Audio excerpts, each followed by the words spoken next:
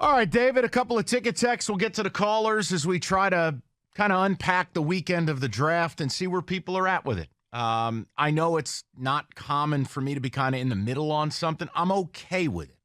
Don't take that as some, light the candles to the birthday cake endorsement. And no, I'd be lying to you if I said I hated it. I understand, I think, what they're doing. And I don't have to agree with everything they do all of the time to understand it. If they win this division, I'm not going to care, period. Are there things in this draft I didn't like? Of course, and you damn well know what they are. But it is dishonest if I get on the air and tell you I hated everything. No.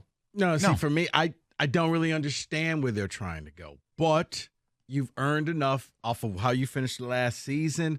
I'm going to wait and see. I know that's not great radio, but it's not like, oh, my God, you screwed this thing up. Like, I kind of see where you're going.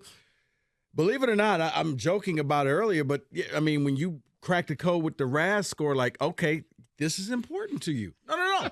But now you kind of see, like, certain players you're never going to go after. So if your score is below an 8, don't even bother because you're not going to draft them. Undraftable.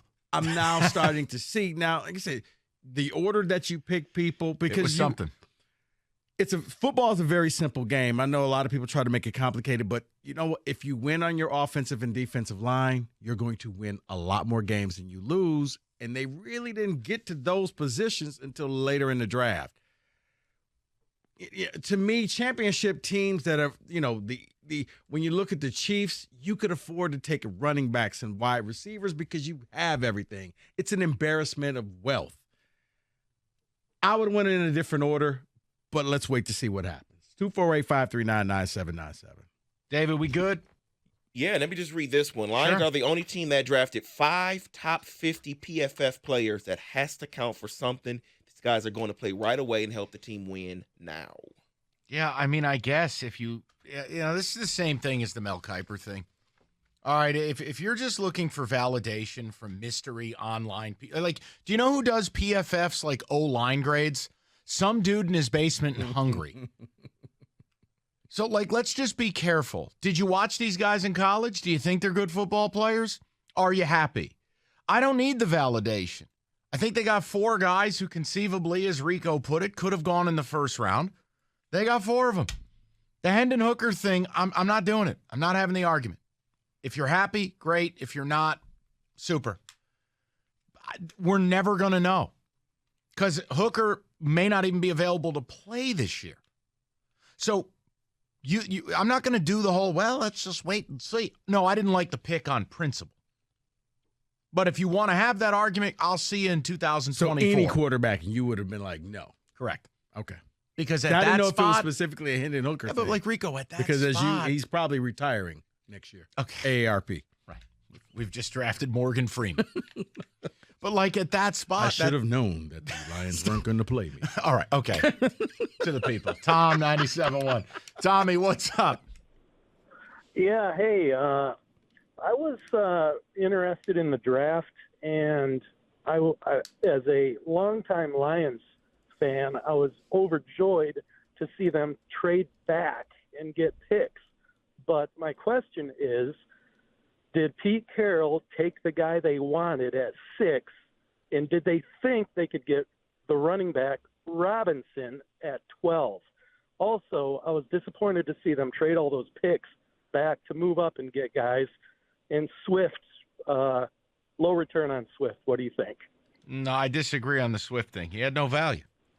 Running backs who are signed that only have basically a year left, what are you going to get for?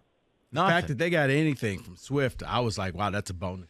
I can't kill him on that one, brother. I mean, Tommy, if you want to critique when they decided to move him and all that, okay. I mean, I get that part. Do I think the player they really coveted got taken number 5 overall with Witherspoon? Yes, I do. If you talk to people, yeah, there are certain people who believe the Lions had that kid with arguably the highest grade in the draft. Would the draft have been different? Could it have been? Yeah, maybe. I can't speak to it. He wasn't there. The part about Bijan, and Tommy, I'm doing the best I can to go down your list here. The part about Bijan, no. I think this is a very specific grade on a very specific player in Jahmyr Gibbs, a player who is by far and away the best receiving back in this thing, a guy who has an elusiveness in an open field. He's a very Alvin Kamara type running back. I think they coveted him, and they knew they couldn't justify doing it at 6. And when someone was willing to bribe them to move down and do it, that's why they made that move. I think I answered all of his questions. If I didn't, Tommy, I'm sorry. I mean, it's one of those mysteries we'll never know, but how closely I would like to know was Gibbs and Bijan. I mean, I realized that Gibbs was their guy, but was it enough that you're like, well, what if both were what if both were available at 12? Which direction would you have gone in? So, well, I don't know. People still would have been pissed. Yeah. You think it would have made a difference? Yeah, it would have. Because everybody, I mean, Mike, come on. How many phone calls have you seen Bijan run? No. But a lot of people would have said, okay, we got the best running back in the draft. But that's probably because of name. David, I've been saying that for the longest. Yeah, you're right. Why do you say the best draft pick that the Lions got was one that was a free agent pickup for me? Guys, here's the other thing, too, is I'll just give you some names. Not all of these are a scheme fit. Not all of these are perfect. I'm just making a point to you. If your hang up about this draft is they didn't do enough with the pass rush. Ready? Frank Clark, Robert Quinn, Yannick Ngakoue, Jadeveon Clowney, Poona Ford, Will Golston. My point to you is, look, there are plenty of free agent defensive ends available. Your job's to go out and get one. And that's before we get to the interior guys that are available. You have cap space. Go out. How different do you feel? And I'm just work with me. Okay. Like if they all of a sudden signed, what if they signed Frank Clark?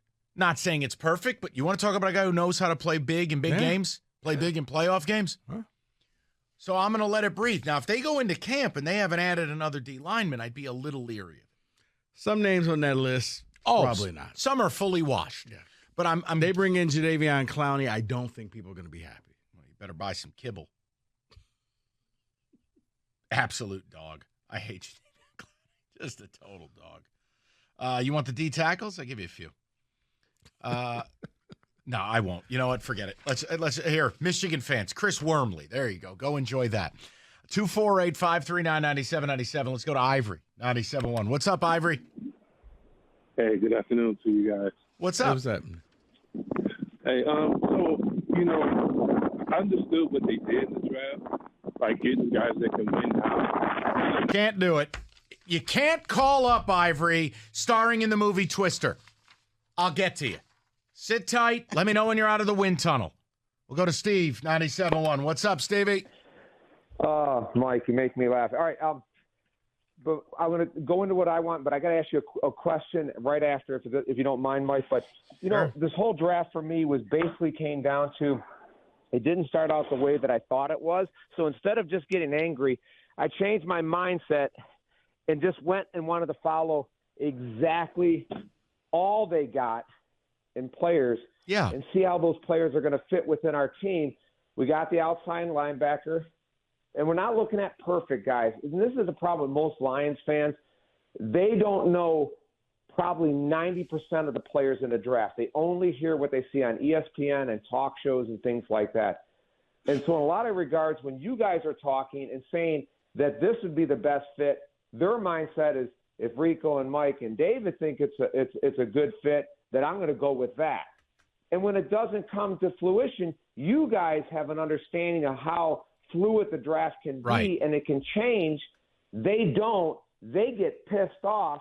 Then they start calling up, but they don't have any other reaction. And for me, it's mostly about, okay, see where these guys fit in. And that was so typical. That was exactly what the Lions were going to do with Swift. As soon as they got the running back, he was the most eligible person to get rid of. Correct. And it goes down the line that way. So for me, I'm in the same way. I'm like you, Rico. I'm going to wait and see. I want to see how this turns out. I'm like you, Mike. I want to see if they bring anyone else in, which I hope they do, to help with the D-line. And if they do it, it then makes everything a little bit more palatable. Does that make sense? Yeah, and I think ultimately, it gives me a Steve, better understanding. Steve, realistically too, like I'm sure we'll get somebody to call in today, and they'll be super upset if this team goes 12-5 next year and wins the NFC North. You don't care. What was They're it all gonna call for? up and tell you they're the ones that told you 6 months ago this was a great draft. Right. Do you remember me? Yeah, exactly. Yeah, I know. I was love all that guy. in. The guy that tells you, I've been watching the Lions for the last 55 years. So what I say matters. Yeah. You want to know something? You could tell me a cupcake can block. I'll take it. Fair. All right? But, Yeah. Mike, now I got to tell you right now, Mike, you kind of surprised me, all right? What? And kind of in a negative way. Okay. You said you don't this whole thing with the portal, it kind of surprises you. Is that correct? No, I've said without guardrails, it's gotten stupid. And believe me, we're going to do this at 4, Steve. But go ahead. You can ask the question, and then I got to be quick I'll just about ask the it. question. You can bring. All right. So it's the same thing as the NIL. You can have guardrails, but you're never going to have them high enough. And what's going to happen is this. You could see it coming because it just opens up so many different things. Yep. And I have a guys solution. Can go. I have. Okay, go ahead. No. And Steve, I promise you. And if you can't listen to it live, you'll get it on Odyssey.com rewind. 4 o'clock. I don't want to muddy the waters. So we'll do our thing at 4. I'll explain myself. And if you don't like it, that's fine. But I can't do it right now.